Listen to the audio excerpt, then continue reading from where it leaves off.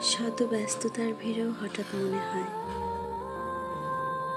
আমি আপনাকে কতটা ভালোবাসি। তা হয়তো আপনি কোনোদিনই জানবেন না। জানি আমাদের পথ দুই মেরুর মতো, না হবে দেখা, না হবে কোনো কথা। আপনি কল্পনাও করবেন না কখনো আমি আপনাকে কতটা ভালোবাসি। একদিন হয়তো হুট করেও আমার স্মৃতি আপনার মনে আসবে না,